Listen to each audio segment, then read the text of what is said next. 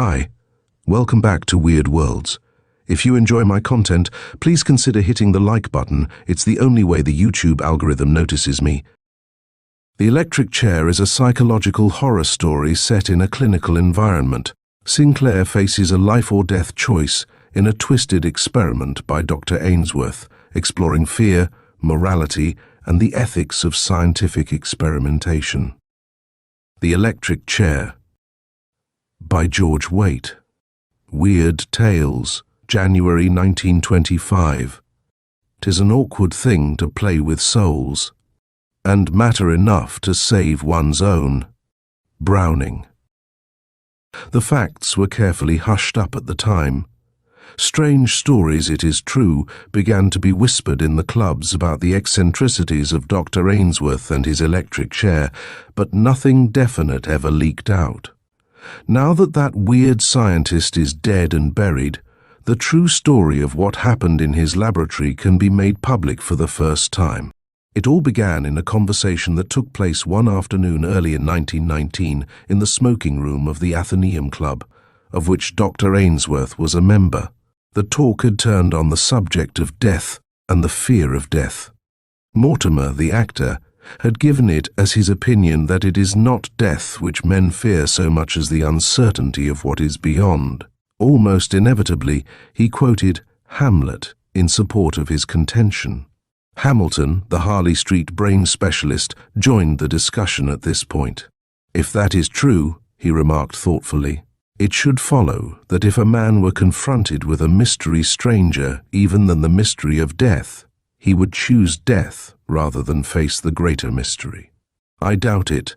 I doubt it very much. By Jove, yes. Wordsworth, the soldier and celebrated explorer, remarked suddenly. That reminds me of a story I read somewhere during the war. Some German captain had captured a number of British spies, and instead of shooting them outright, he gave each of them a chance. For half an hour, he put them, separately of course, into a room out of which two doors led. He told them that one door led straight to the waiting firing party, but where the other door led he refused to tell them. Each man was given his choice. This German fellow had the reputation of being a pretty cunning fiend, I remember. They chose the firing party, I fancy, Mortimer remarked sotto voce. Each man, Wordsworth continued quietly, each man guessed that something pretty grisly lay behind that other door, Chinese tortures, mutilation, hanging. Each man, as it came to his turn, chose the firing party. With that, they knew exactly what they were in for. Arthur Sinclair, the young author whose book, The Slender Hope, it will be remembered, made such a sensation in the last year of the war for the keenness of its sensitive imagination, had so far taken no part in the discussion. Now he suddenly broke in, speaking with sharp conviction. "But that's absurd," he said. "Why, the other door might have led to freedom for all they knew." "That's exactly where it did lead," the soldier finished quietly. "I told you that the German was reputed to be a pretty considerable expert in frightfulness. You see, none of them had the courage, and they were brave men too, or they couldn't have been spies in wartime to face the horror of the unknown. They chose the death they knew. For a time there was silence. Each of his hearers was interpreting the story in accordance with his own thoughts. I wonder, Dr. Ainsworth muttered, half to himself. I wonder. Sinclair was taken by surprise when Dr. Ainsworth invited him to dine at his house about a month later. He had never been able to determine whether the doctor objected to him personally, or whether the natural reluctance of a man of fixed habits to lose an efficient and charming housekeeper accounted for the doctor's strong hostility to Sinclair's engagement to his niece. As the date of their wedding approached, the scientist's opposition intensified rather than diminished, so that when he went out of his way to invite the young man to dinner, the latter surprisingly wondered whether this was to be construed as a flag of truce. At any rate, on this occasion the doctor showed not the slightest sign of hostility. At dinner, seated with his guest on one side of him while Mildred, his niece, faced him at the other end of the table, he was affable itself. Dr. Ainsworth enjoyed a European reputation as a man of science, and in the course of his career he had managed to rub shoulders with most of the celebrities of the continent. When he chose to exert himself, his reminiscences of men and manners were well worthy of attention. After the port had gone round the table, Mildred left the two men with their cigars, with an admonition not to be too long before joining her in the drawing room. When she had left the room, the doctor passed the decanter again to his guest and continued to engage him in close conversation. By the time that an inch and a half of white ash showed at the end of his cigar, he pushed back his chair and rose from the table. "Before we join Mildred, I should like you to see one or two little things in my laboratory, which I believe may interest you," he remarked, and led the way upstairs, past the door of the drawing room, to the top floor of the house, which was given up entirely to his researches. Sinclair had never entered the laboratory before. His first impression was a swift recollection of schoolboy days, when he had worked in a room that presented just such an unbroken array of bottles and balances and strange-looking instruments, except that here there seemed to be more of them. His attention was attracted by a line of cases on the right of the room, apparently containing a series of waxworks, of which he did not immediately appreciate the significance. It was as he was moving over to examine these that he first became aware of a strange sensation of dizziness stealing over him. The room darkened, and he felt that he was about to fall. The voice of his host sounded for a moment, as from an immense distance, before it trailed off into nothingness. Sinclair stirred slightly, and his eyes opened. Once more his brain was beginning to function dimly, and he had a vague sensation of being closed in. He made to move his hand, and discovered that he could not. His head felt as if it were rigidly held in a vise. Slowly, as consciousness came back to him, he became aware of his surroundings. He remembered entering the doctor's laboratory. Then the sudden blackness had come. He saw now that he was still in the laboratory. He supposed he had fainted. That no doubt accounted for the sensation of being bound. He became aware that he was sitting upright in a large, hard chair. He could not see the doctor. Slowly, as if testing his faculties, he tried to turn his head. He felt as if something was pressing his head down and discovered he could not move it. A new dizziness swept over him. Visions of sudden paralysis flickered through his brain. With an effort, he regained control of himself. At least he could move his eyes. That was something anyway. At this point, he caught sight of his hands, which were lying along the arms of his chair, and he discovered that iron bands encircled his wrists, and that these bands were fastened by a chain to the arms of the chair. Utterly at a loss, he tried to move his feet, only to learn, after moving them about 6 inches, that they were similarly fastened. He closed his eyes, attempting to shake off what he supposed must be the nightmare of a dream. At that moment, he heard a step. Opening his eyes again, he discovered that Dr. Ainsworth had come round in front of him and was watching him smilingly. "Ah, conscious again, I see," Ainsworth remarked in a tone of satisfaction. "Quite comfortable, I trust." Sinclair made a motion to pass his hands over his eyes and was reminded again that his hands were fastened. He looked stupidly at the other man. "What has happened?" The doctor gave a little chuckle and stood for a moment longer looking down at him before he answered. "A little experiment. Just a little experiment." He turned away and came back with a mirror, which he held up before the younger man. Sinclair looked and saw his head crowned with a metal cap to which were attached strange-looking wires. "I don't understand," he muttered. "I fainted, didn't I?" Again the doctor laughed his curious, satisfied laugh. "Not exactly," he said. "No, not exactly. I'm afraid I must plead guilty to having put something into your coffee." Sinclair would have shaken his head in bewilderment, but his head was secured, as he had noticed in the mirror, by a vise attached to the back of the chair. "I don't understand," he repeated. "Please explain what has happened.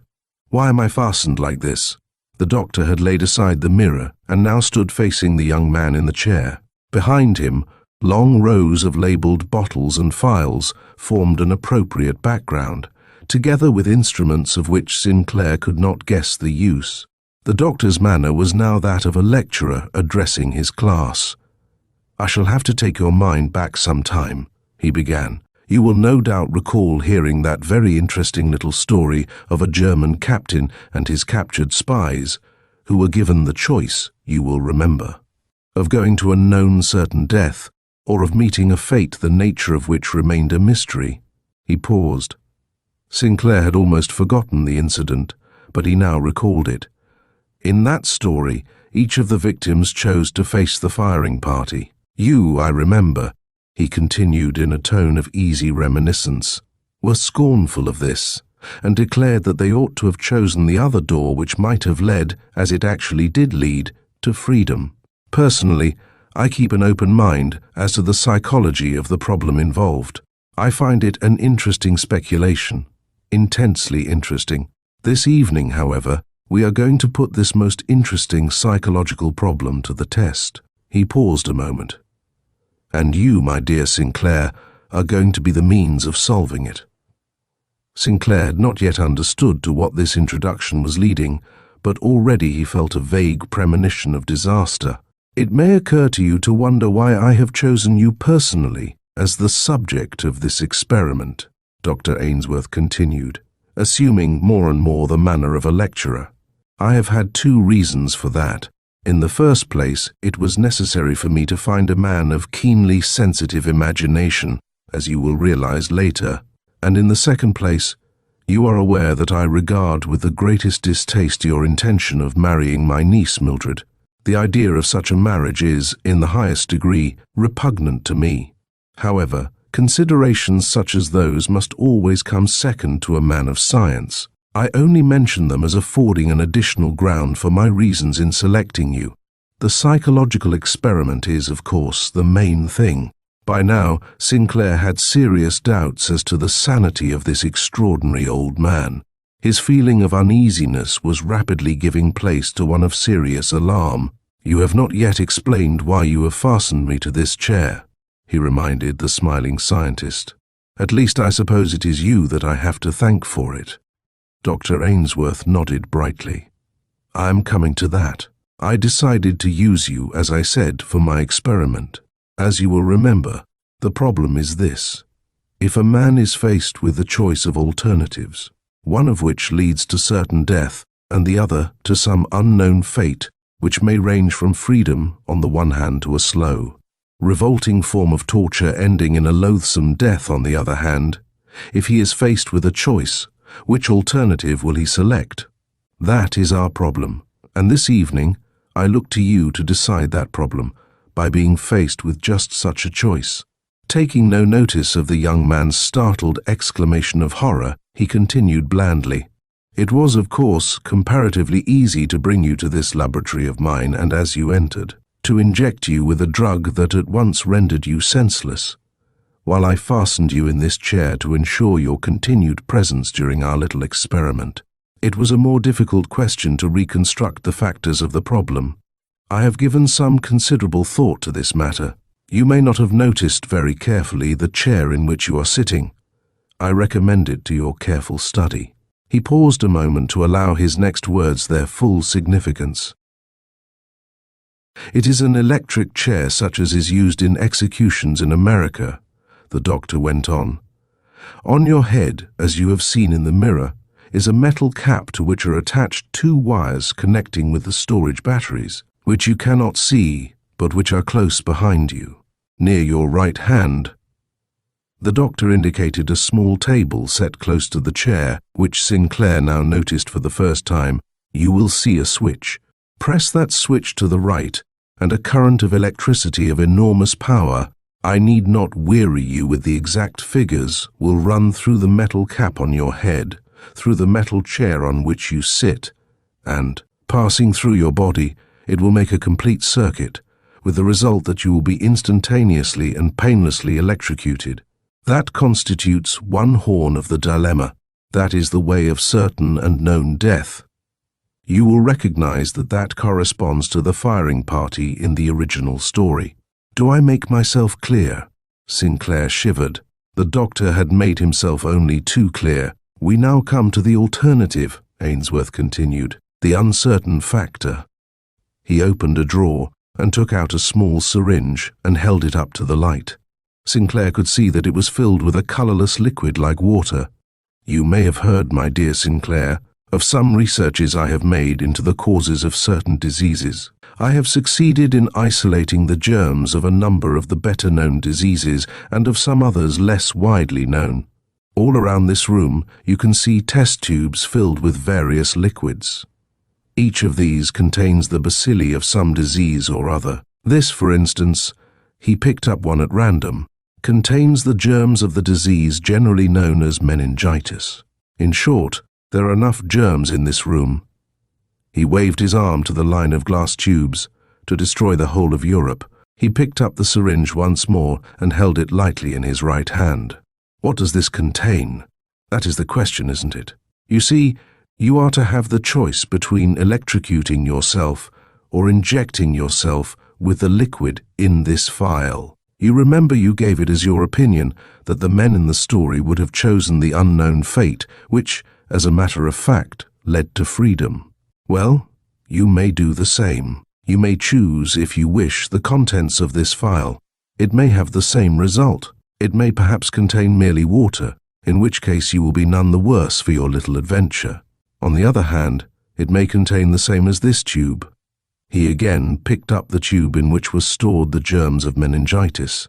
In that case, you will not have long to wait for your fate. In 3 or 4 days the symptoms should develop, and in about 3 weeks you will be dead.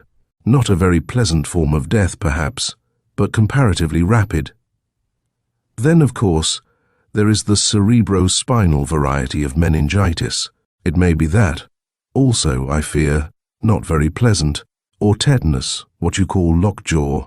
That would be rather disagreeable. His voice had sunk to a sort of drone, and now he hardly glanced at his victim in the chair. All his attention seemed focused on the glass tubes, which he picked up one by one and named, dwelling on them, as if to handle them gave him pleasure. This is lupus, he went on. It is an Eastern disease. I have a model of a sufferer from this disease. He went across the room and came back with a glass case containing a model in wax of a man's head. The nose had completely rotted away. The teeth were entirely outside the mouth and festooned round the protruding tongue like a necklace. It was difficult to imagine anything more revolting. Of course, the model was taken from a patient in the last stages. In your case, the disease would develop in a year or 2, but you would not reach the stage I have shown you for many years. Here is the consumption. Bacilli. I am afraid you might go in fear of that all your life. Diphtheria, leprosy. He picked up one tube after another. Rabies. Ah. That would be particularly disagreeable and might not show itself for a couple of years. A curious disease. But I weary you with this recital. You will see for yourself that there are many more tubes from which I may have chosen. He waved a hand to indicate the array of files. The disease in the case of some of these would develop in a few days. In others, it might remain for several years in the system before it showed itself. In any case, I shall certainly refuse to make either one choice or the other. The doctor looked down at him thoughtfully. I had anticipated that, he remarked. For a time, I was at some loss to devise a means which would force you to a choice. I think you will admit I have succeeded. In the days of your war service, and very distinguished service it was, permit me to say you were doubtless familiar with the poison gases used by our enemies. To a man of science, such devices have an element of crudity, and the gases used were not as powerful as they might have been. I have devoted some attention to that subject, and I think I may say that I have evolved a gas that is infinitely superior to anything used during the late war. The doctor walked across to the corner of the room and came back dragging with him a large metal cylinder, which he placed just in front of the other man. I have a supply of this gas here, he continued. You will notice this wire. He indicated a length of tubing. One end is attached to a tap valve on the cylinder. The other end I shall attach to the clock in the corner of the room in such a manner that when the clock strikes the hour, the tap will automatically be opened and the gases released. I am quite sure that you, with your knowledge of the effect of even the comparatively inefficient German gases, will certainly make a definite choice rather than allow these gases to be released on you." The doctor had never raised his voice. All the time he had spoken in a quiet, calm manner that served only to lend an added horror to the proceedings. Sinclair passed his tongue over his lips, which had become quite dry. "How am I to know the whole thing is not a bluff?" he demanded. "It is, of course, very important that you should be convinced on that point," the doctor admitted.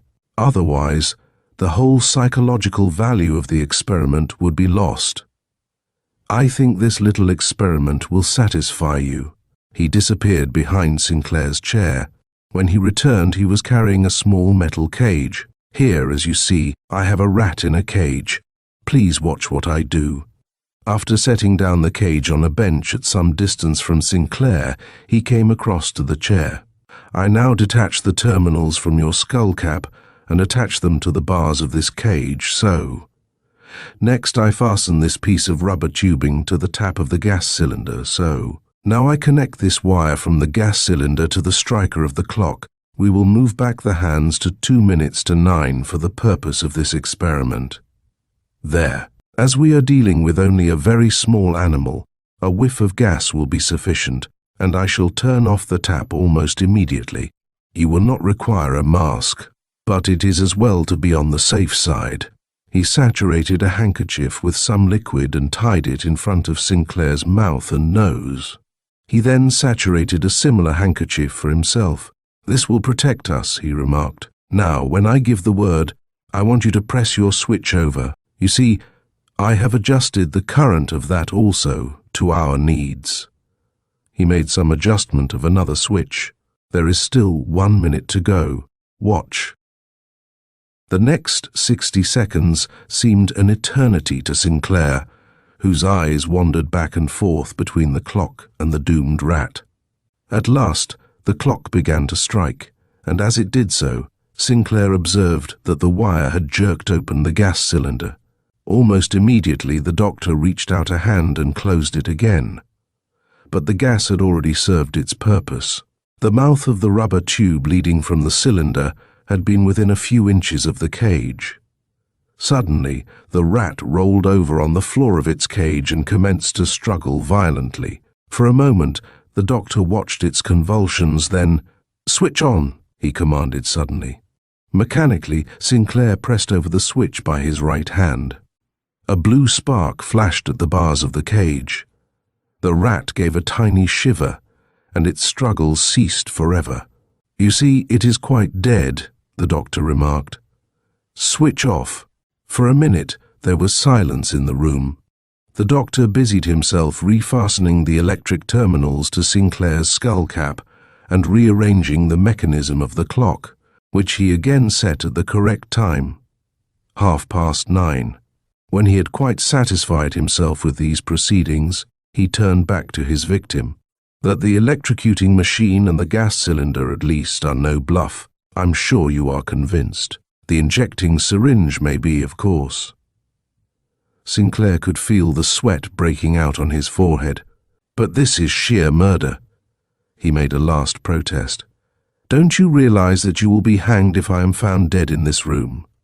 The doctor smiled. "Your solicitude for my welfare is charming," he said, "but be sure that the small knowledge of science to which I may perhaps lay claim has not left me without efficient means of disposing, both by electricity and by chemicals, of any trace of your body, always supposing, of course, that your tastes lead you toward the electric switch. I shall leave you now. You have half an hour in which to make your choice. At o'clock, the gas cylinder will come into action. I shall come back a few seconds earlier to disconnect that, if you have already chosen. If not, be under no delusion that I shall interfere. I give you my solemn word of honor that I shall not do so. I need hardly say that I await the result of your deliberations with the liveliest interest." Ainsworth crossed toward the door. At the threshold he paused. "Just one word more. The walls of this room are specially constructed to shut out from the rest of the house the noise of explosions that occasionally become necessary during my researches. To shout would be the merest waste of breath on your part. A moment later, the door had closed behind him. Almost inevitably, Sinclair employed the first few minutes of the half-hour in shouting for help, only to discover that Ainsworth had spoken no more than the truth when he called the room soundproof. He soon desisted and attempted to focus his mind on his situation, but the horror of it was such that only with the greatest difficulty could he escape from the paralysis that had seized his brain. Sheer numbing terror gripped him. The grisly experiment with the rat had convinced him that it was indeed no bluff with which he was dealing.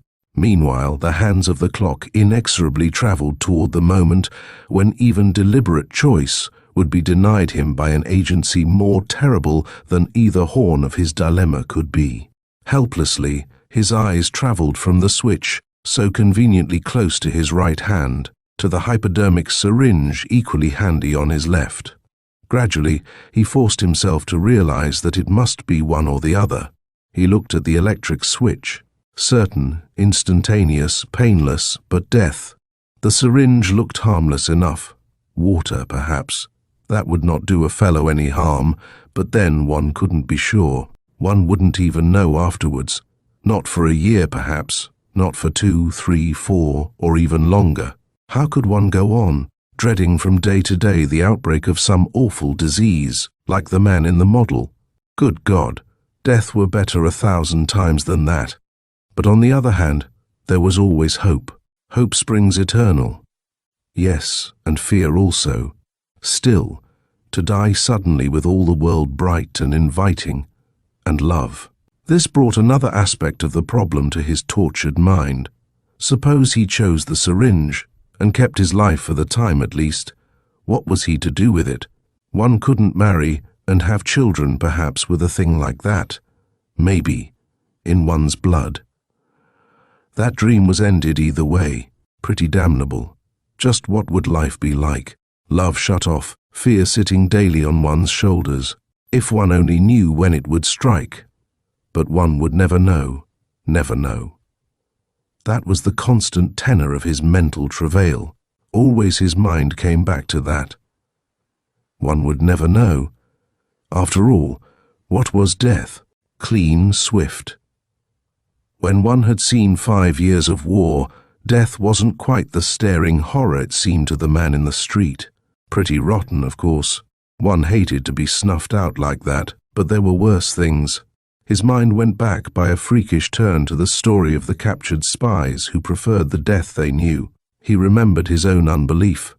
"Damn it, the fellows were right!" he cried bitterly. It was just 3 minutes to 10 when he shut his eyes tight, gave a little gasp and pushed over the switch.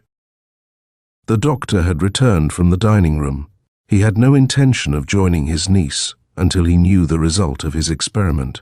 He lit himself another cigar and sat down to wait and to speculate. He was interrupted in this reverie by his niece, who suddenly appeared at the door. "However much longer are you going to be?" she demanded. Then, coming into the room, she perceived that the doctor was alone. "Why? What have you done with Arthur?" Dr. Ainsworth looked at his watch. It was 9:45.